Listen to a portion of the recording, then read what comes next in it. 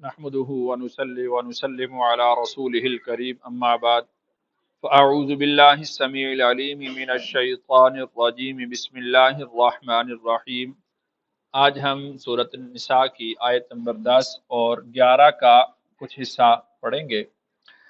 آیت نمبر 10 میں اللہ تعالیٰ نے یتیموں کے اموال کی حفاظت کا حکم بھی دیا ہے، اور جو لوگ ناحق یتیموں کا مال کھاتے ہیں تو اس کی وعید بیان فرمائی ہے۔ اور اس کے بعد آیت نمبر 11 سے وراثت کے احکامات کو اللہ تعالیٰ نے ذرا تفصیل کے ساتھ بیان فرمایا ہے۔ اس سے پہلے اللہ تعالیٰ نے چونکہ یہ حکم ارشاد فرمایا کہ ہر ایک کو اس کی وراثت کا حصہ ملنا چاہیے، تو کس کا کتنا حصہ ہوگا تو اس کو اللہ تعالیٰ نے یہاں پر بیان فرمایا ہے۔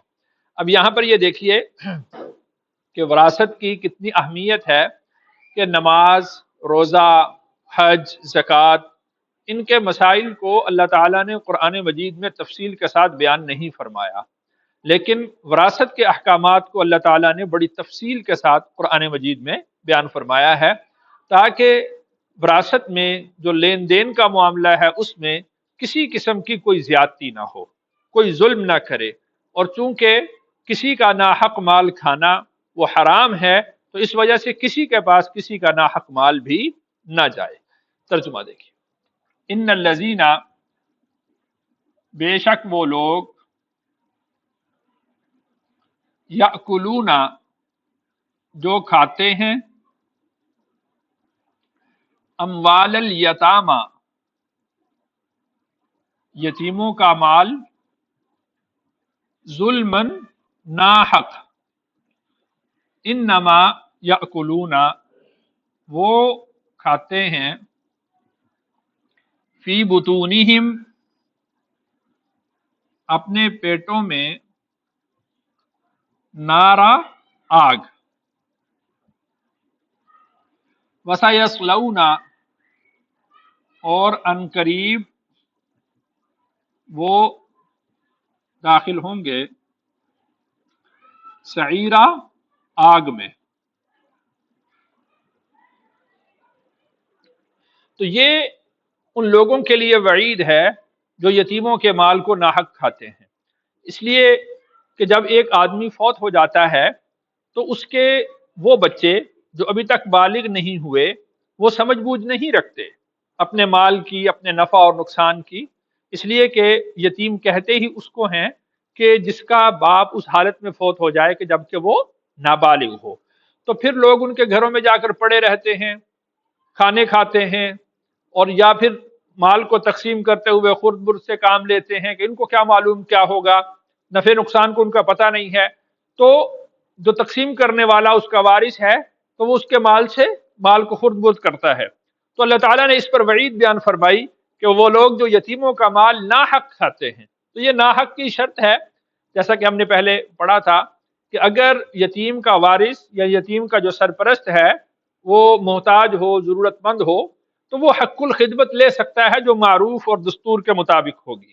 اتنی وہ لے سکتا ہے، لیکن اگر وہ اس سے زائد لیتا ہے تو وہ ناحق ہوگا، وہ ظلم سمجھا جائے گا، تو وہ لینا اس کے لیے جائز نہیں ہوگا۔ تو اللہ تعالیٰ نے ارشاد فرمایا کہ وہ لوگ اپنے پیٹ میں آگ بھر رہے ہیں، جہنم کی آگ بھر رہے ہیں، اور وَسَيَصْلَوْنَ سَعِيرًا، جو کچھ پیٹ میں ہے تو اس کا نتیجہ پھر یہ ہوگا کہ وہ اس کو کھینچ کر وہ جہنم کی آگ میں لے جائے گی۔ تو اس وجہ سے اس چیز سے بہت محتاط رہنا چاہیے کہ اگر کسی کے ہاں فوتگی ہو جاتی ہے تو وہاں پر کھانا کھانا، وہاں پر ٹھہرنا، اور ان کی میراث کے تقسیم ہونے سے پہلے وہاں سے کچھ چیز لینا، تو یہ اس طرح کی چیزیں جائز نہیں ہوں گی۔ اسی طرح جیسا کہ میں نے پہلے بھی یہ بات عرض کی تھی کہ میت کی کوئی چیز نشانی کے طور پر لینا، تو یہ بھی چونکہ وراثت کا ہی حصہ ہوتا ہے، ترکہ کا حصہ ہوتا ہے۔ ترکہ ہر اس مال کو کہا جاتا ہے کہ جو چھوڑنے والے کی ملکیت میں ہو اور وہ فوت ہو جائے، تو اس کے ورثاء کا اس میں حق ہے۔ تو اگر اس میں یتیم ورثاء ہیں تو پھر تو یہ بہت محتاط چیز ہو جائے گی، بہت احتیاط کے ساتھ اس کو لینا چاہیے۔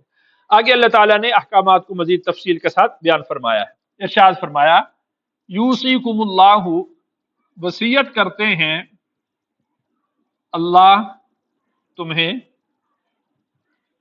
فی اولادکم، تمہاری اولاد کے بارے میں، लिज़्ज़करी लड़के के लिए, मिस्लु हज़्ज़िल उन्सयैन लड़की के दो हिस्से के बकदर है। लड़के का हिस्सा कितना होगा?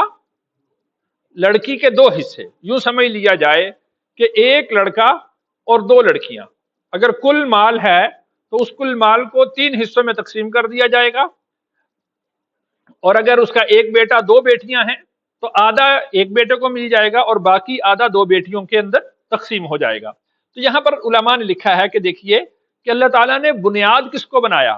मिस्लु हज़्ज़िल उन्सयैन, दो बेटियों के हिस्से को बुनियाद बनाया है।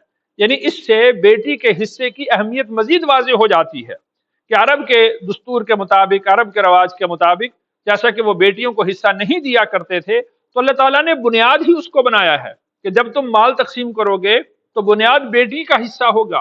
जब वो दो बेटियों को दे रहे हो जो माल, वो माल जो दो बेटियों को दिया जा रहा है उसके बकदर एक बेटे को दिया जाएगा। इसका मतलब यह हुआ कि अगर बेटियों को नहीं दिया जा रहा तो फिर बेटों को भी नहीं मिलना चाहिए। तो इस वजह से अल्लाह ताला ने इसको इस अहमियत के पेश नजर इस तरह बयान फरमाया। फ़इन कुन्ना निसाअन,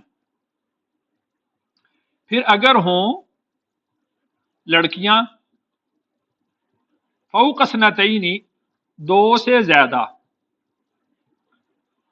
फलाहुन्ना, तो उनके लिए, सुलुसा मा तरक, दो सुलुस है जो छोड़ा, यानी दो तिहाई है जो उसने छोड़ा। व इन कानत वाहिदतन, और अगर हो एक बेटी, फलाहन निस्फ, तो उसके लिए आधा है। तो इंसान की जो औलाद है वो तीन तरीके से ही हो सकती है कि अगर उसकी औलाद है तो सिर्फ बेटे होंगे या सिर्फ बेटियां होंगी, या बेटे होंगे और बेटियां भी होंगी। तो पहला मसला ये समझ लें कि अगर सिर्फ बेटे हैं तो वो सारा का सारा माल उसके बेटों को मिल जाएगा, और अगर सिर्फ बेटियां हैं तो उसकी दो सूरतें हैं। अगर एक बेटी है तो उसको आधा मिलेगा, और अगर एक से जायद बेटियां हैं, दो से जायद बेटियां हैं, तो उनके लिए दो सुलुस हैं, और अगर दो बेटियां होंगी तो तो उनके दो सुलुस मिल जाएंगे उनको। और तीसरी बात, अगर बेटे भी हैं और बेटियां भी हैं तो बेटे को दो बेटियों के बराबर हिस्सा मिल जाएगा। मिसाल के तौर पर जैसे मैंने पहले अर्ज किया है कि अगर दो बेटियां और एक बेटा है तो दो बेटियों को आधा और बाकी आधा एक बेटे को, और अगर सिर्फ एक बेटा भी हो तो वो सारा का सारा माल उस एक बेटे को ही मिल जाएगा। तो इसको अल्लाह ताला ने यहां पर बयान फरमाया। वली अबवैही, और वालिदैन के लिए, लिकुल्लि वाहिदिन मिनहुम अस्सुदुस, उनमें से हर एक के लिए छठा हिस्सा है, मिम्मा तराका, जो उसने छोड़ा, इन कान लहू वलद, अगर हो उसकी औलाद। यानी एक आदमी फौत हो जाता है, उसके वालिदैन भी हयात हैं और उसके बच्चे भी हैं, उसकी औलाद भी है। तो जो वालिदैन हयात हैं तो माँ और बाप दोनों के हिस्से में एक छठा हिस्सा मिल जाएगा उनको। और इसी तरह अगर औलाद होगी तो फिर औलाद को जिस तरह जो छठे हिस्से से बाकी बचेगा उसमें से उस तरह तकसीम हो जाएगा जैसा कि ऊपर बयान किया। और अगर औलाद नहीं है, उसको आगे अल्लाह ने बयान फरमाया, फ़इन लम यकुल लहू वलदुन, फिर अगर ना हो उसकी औलाद, ववरिसहु अबवाहु, तो उसके वारिस उसके वालिदैन हैं, फली उम्मिहि सुलुस, तो मां के लिए तीसरा हिस्सा, तो मां के लिए तीसरा हिस्सा होगा। اب یہاں پر یہ بات ہوئی کہ اگر اس کی اولاد نہیں، مال اس نے چھوڑا ہے، تو ماں کو تیسرا حصہ مل جائے گا، اور باقی سارا حصہ کس کے پاس چلا جائے گا؟ باپ کے پاس. یعنی ماں کے پاس تیسرا حصہ، اور باقی دو حصے، یعنی یوں سمجھ لیں کہ 33% وہ تیسرا حصہ چلا جائے گا ماں کے پاس، اور باقی 66%، 64% جو بنتا ہے، 67% وہ کس کے پاس چلا جائے گا؟ باپ کے پاس. باقی سارا حصہ وہ باپ کا ہو جائے گا. فَإِن كَانَ لَهُ إِخْوَةٌ، یہ تو وہ صورت بنتی ہے کہ ایک آدمی کی اولاد نہیں تھی، صرف ماں باپ تھے، اور ماں باپ کے علاوہ اس کے بہن بھائی بھی نہیں تھے. لیکن اگر اس کے بہن بھائی بھی ہوں تو پھر کیا ہوگا؟ فَإِن كَانَ لَهُ إِخْوَةٌ، پھر اگر ہوں بھائی، یعنی بھائی بہن بھائی ہیں، فَلِأُمِّهِ السُّدُسُ، تو ماں کا چھٹا حصہ. ماں کا حصہ کم ہو جائے گا، اس سے باپ کے حصے پر کوئی فرق نہیں پڑے گا، باپ کے حصے پر بھی کوئی فرق نہیں پڑے گا، اور پھر ان بہن بھائیوں کو بھی کچھ نہیں ملے گا، ان بہن بھائیوں کو بھی کچھ نہیں ملے گا. اگر اس کے بھائی بہن ہوں گے تو اس سے ماں کا حصہ کم ہو جائے گا، اور باقی سارا کا سارا حصہ کس کے پاس چلا جائے گا؟ باپ کے پاس. لیکن یہ ساری کی ساری تقسیم ان دو شرطوں کے بعد ہے.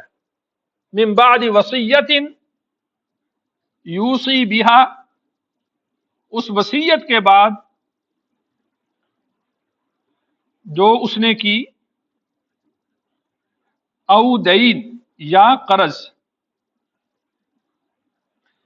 ایک آدمی نے وصیت لکھ کر رکھی ہے کہ میں اگر مر جاتا ہوں تو میرے مال میں سے اتنا حصہ وقف کر دیا جائے، مسجد کو دے دیا جائے، مدرسہ کو دے دیا جائے، یتیموں میں تقسیم کر دیا جائے، کسی فلاحی ادارے میں دے دیا جائے، میرے بھانجے بھتیجے فلاں فلاں کوئی بھی شخص جو وارث نہیں بنتا اس کے حق میں وصیت کرنا جائز ہے. یعنی وہ اپنے والد کے لیے وصیت نہیں کر سکتا، اور باپ اپنے بیٹے کے لیے، اپنی بیٹی کے لیے وصیت نہیں کر سکتا. وصیت اس کے لیے کرنا جائز ہے جو وارث نہ بنتا ہو. جب اس نے وصیت کی ہے تو جب وہ فوت ہو جائے گا تو پھر اس کا قرض ادا کیا جائے گا. جو قرض میں سے بچے گا پھر اس کی وصیت جو تھی اس نے کی تھی اس کو پورا کیا جائے گا. وصیت کے ادا کرنے کے بعد جو مال بچے گا اس میں سے پھر یہ وراثت کی تقسیم ہوگی. اور یہ جو وصیت ہے اس کے بارے میں اصول یہ ہے کہ یہ 1/3 سے زیادہ نافذ نہیں ہوتی. 1/3 سے زیادہ نافذ، مثال کے طور پر ایک آدمی نے 1 لاکھ روپیہ چھوڑا اور فوت ہو گیا. اس نے وصیت کی تھی کہ میرا سارا مال وہ اللہ کی راہ میں تقسیم کر دینا. 10,000 روپیہ اس پر قرض بھی تھا، اس کی تجہیز و تکفین اور اس کی قبر کا خرچ، یہ وہ سارے کے سارے وہ اس کے ترکہ میں سے لیے جائیں گے. اور اگر کوئی ڈونیٹ کر دیتا ہے، کوئی بھائی کہہ دیتا ہے، کوئی بہن کہہ دیتی ہے، تو وہ اسی طرح ہی ہو جائے گا، پھر اس کے مال سے نہیں لیا جائے گا. لیکن اگر کوئی شخص اس کی قبر کے پیسے، اس کے کفن دفن کا خرچ نہیں برداشت کرتا تو اس کا جو ترکہ ہے، اس کی جو وراثت ہے اس میں سے وہ پہلے لیا جائے گا، اور اس کے بعد پھر اس کا قرض جو تھا 10,000 روپیہ وہ ادا کر دیا جائے گا. اب پیچھے بچ گئے 90,000. اب اس نے تو یہ وصیت کی تھی کہ میرا سارا کا سارا مال اللہ کی راہ میں خرچ کر دینا، تو وصیت کتنے میں نافذ ہوتی ہے؟ 1/3 میں. یعنی صرف 30,000 روپیہ وہ اس کی وصیت کے مطابق خرچ کیا جا سکتا ہے. باقی جو 60,000 ہے وہ اس کے ورثاء کے درمیان اس طرح سے تقسیم ہوگا. تو یہ اللہ تعالیٰ نے حکم ارشاد فرمایا. تو یہاں پر یہ دیکھیے کہ یہاں پر وصیت کا بھی حکم ہے، قرض کی ادائیگی کا بھی حکم ہے. تو جو آدمی پر قرض ہوتا ہے وہ کسی صورت بھی آدمی سے معاف نہیں ہوتا، یہاں تک کہ اگر وہ مر بھی جاتا ہے تو پھر بھی اس کا قرض اس کا ذمہ باقی رہتا ہے. تو اس وجہ سے ایک تو یہ کہ وصیت لکھ کے رکھنی چاہیے، اور دوسرا یہ اگر آدمی کسی سے قرض لیتا ہے تو وہ قرض لکھ کر رکھنا چاہیے، تاکہ اس کے ورثاء جب اس کی وہ کاغذات کو دیکھیں، اس کی وصیت کو دیکھیں، تو اس میں یہ بات معلوم ہو جائے کہ ہمارے باپ پر، ہمارے بھائی پر، ہمارے چچا پر، جس پر بھی جو بھی اس کا لگتا ہو، تو ان کے سامنے یہ بات آ جائے کہ ہمارا فلاں آدمی جو فوت ہوا ہے اس کے ذمہ اتنا قرض تھا، تاکہ اس کا بوجھ ختم کیا جا سکے. اللہ تعالیٰ سے دعا ہے اللہ تعالیٰ مجھے اور آپ کو احکام شریعت پر عمل کرنے کی توفیق عطا